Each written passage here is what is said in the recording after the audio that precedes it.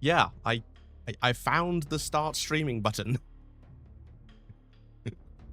How are we all doing? We're all doing good.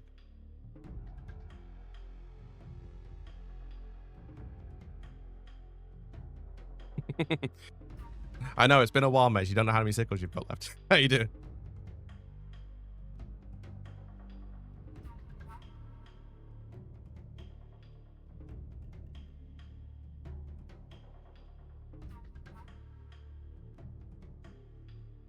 Well, that's a nice question to get on the first one back. Cool. Right. I swear to God, there's an update already. I'll be probably screwed off. Yeah, I'm back for a stream. Thanks, PS5, for telling me that. Yeah, I'm doing yeah, English, please.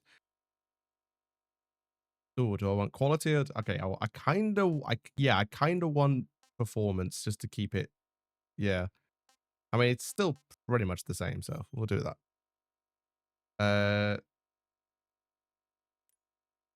No, I quite like that. Put it on 1, makes it nice. What is this? Oh, never mind. Doesn't matter anyway. Yes. Oh God, that's bright. Hello. Yeah, I've decided to just chill with the day, and we're gonna play the new Metal Gear Solid 3 remake.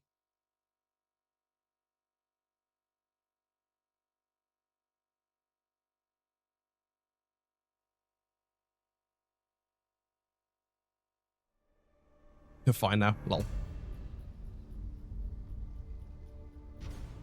Okay. Oh, I have a tuxedo. Oh, thank you. Oh, yes. Glasses, face paint. Nice. Sunglasses, because, yep. The battle dress. Oh, God, that's from Sneaking Suit. Naked Woodland, Naked Ammunition. They went with full Rambo on that one.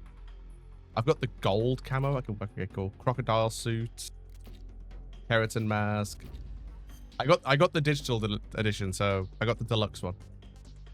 Cool. Let's start a new game. I like everything. Actually, what do you actually get? So, if you play for the first time, you get a uniform mummy. Is this too loud, by the way? No, it's fine. BPM, Desert Tiger, Flecton, green and brown, banana, national flags, or uniform against the grenade. I mean, I do like everything in the MGS series, so I mean, I might as well go for that, right? Right. I mean, I'm gonna go with the new style because I want to play like the new game, right? And what do we want to play on? I might just start on very easy, have a bit of fun with it, cause yeah.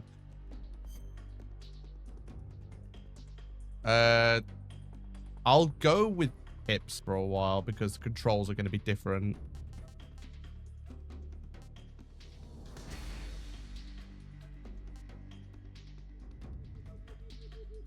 Actually, yeah, pop-up tips only.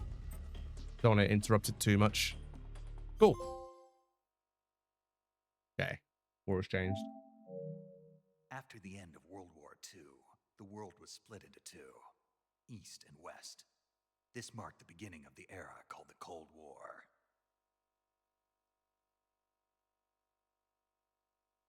I have not played this yet, by the way. I literally have just booted the game up for the first time.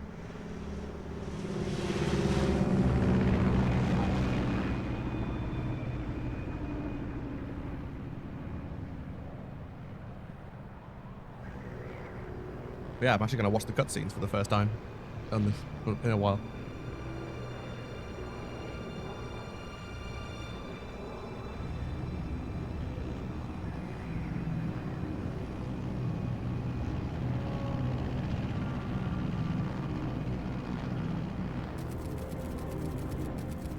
Flying over Pakistan, altitude 30,000 feet.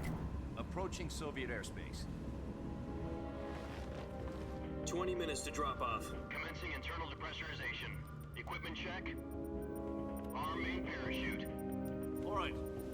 You ready to go? Drop zone still showing a high pressure mass. Cav okay. Good. We've got high visibility.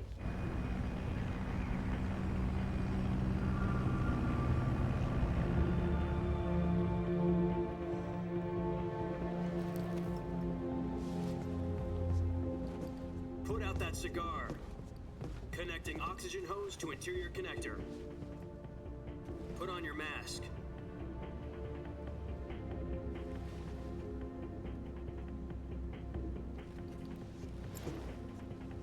Just for today. Does this panty waste know what he's doing? Approaching release point.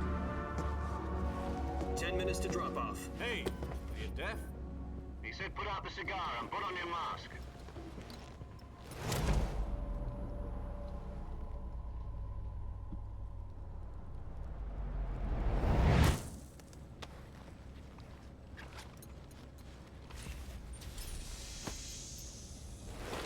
Depressurization complete. Checking oxygen supply. 6 minutes to drop off. Opening rear hatch. I wonder if the first person stuff still works. Like if you hold down R1 at certain points. That part's not good though, it looks cool.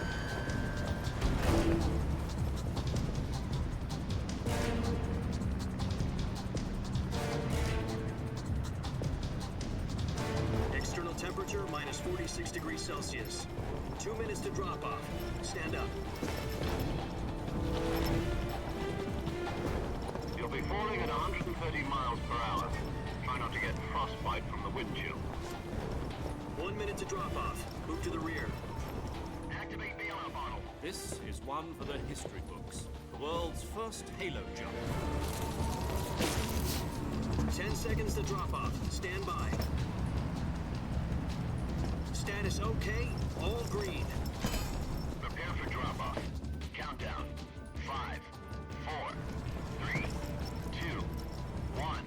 Spread your wings And fly. God be with you.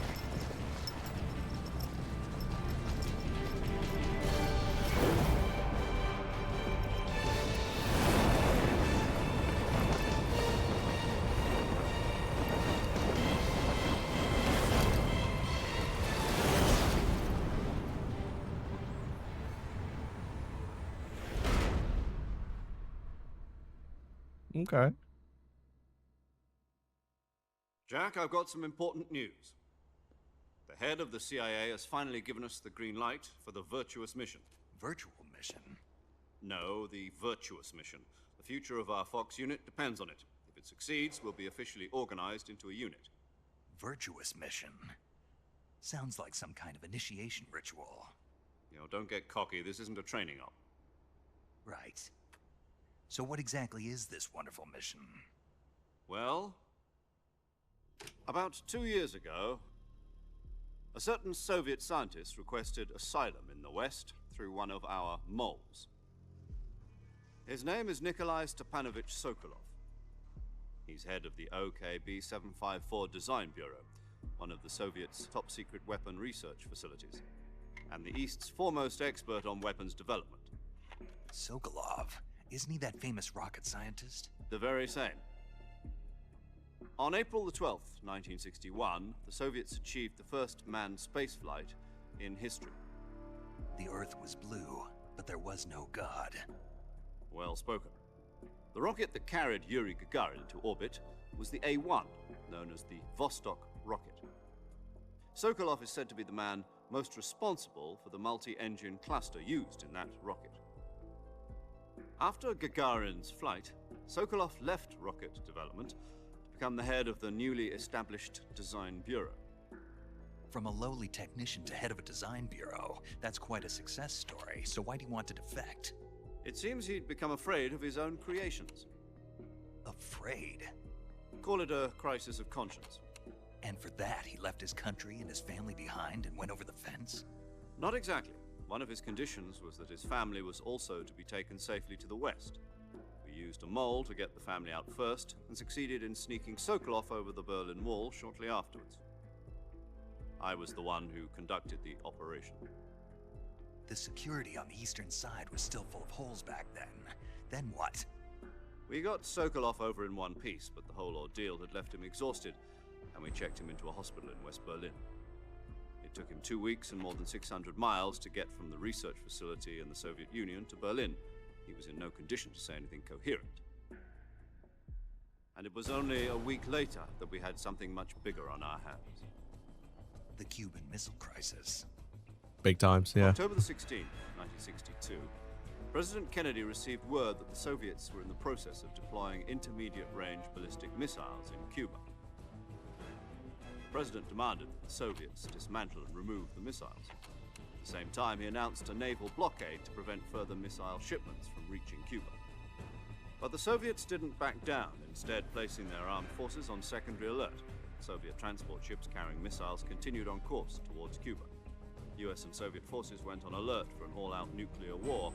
Frantic negotiations were conducted through the UN's Emergency Security Council and unofficial channels to end the hair-trigger standoff. Finally, on October the 28th, the Soviet Union agreed to remove its missiles from Cuba, and so the world avoided a nuclear holocaust. But in order to get the Soviets to pull their missiles out, we had to make a deal. You mean the one where the US agreed to remove its IRBMs from Turkey? No. The Jupiter IRBMs deployed in Turkey were obsolete, and we were going to get rid of them anyway. They had no strategic value whatsoever to either the US or the Russians. The Turkey deal was a ruse, a cover story that was fed to the other intelligence agencies around the world. So what did the Russians really want? Sokolov. They wanted us to return Sokolov.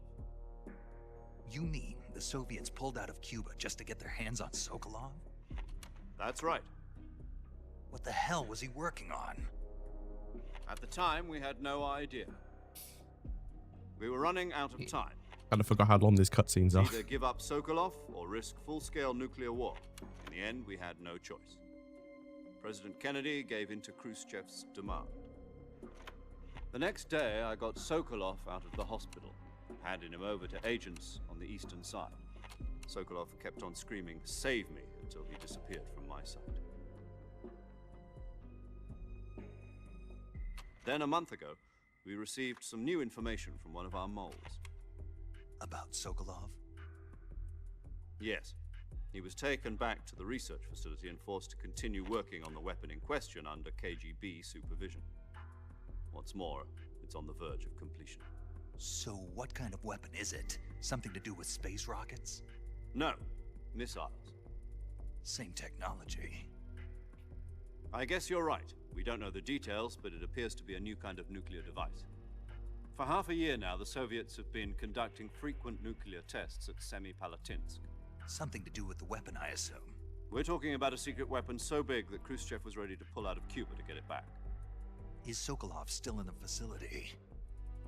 No. According to our intelligence, he's in Selino-Yarsk, a place in the mountains about 3 miles to the west that's known as the Virgin Cliffs. The Virgin Cliffs. Nice name for a virtuous mission. They moved him there just recently. Why? Apparently, they're conducting a field test of the weapon, but it's our best chance to get him back. This mission would never have been possible if he was still in the research facility. This is our last chance. Sokolov must have known that too when he contacted us. Okay.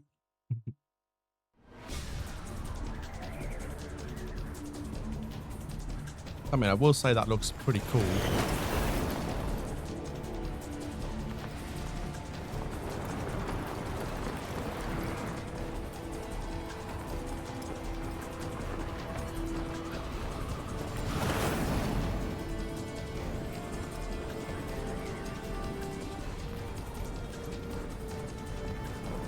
Listen up, Jack. Oh, it does work. Hey, look at that. Selino-Yarsk in the Soviet mountains, ensure the safety of Sokolov and bring him back to the west. I like it. If we don't get Sokolov back, I never there was a thing where you have to like hit R1 on certain points where it doesn't prompt you.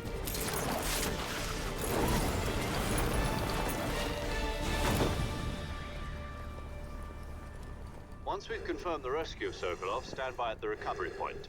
A recovery balloon will be dropped at that point. Helium will be pumped into the balloon to inflate it. The process takes about 20 minutes. Once it's complete, the gunship's arm will latch onto the balloon and pull it up. The Fulton surface-to-air recovery system. I'm familiar with the theory. Take it easy. It's been combat proven.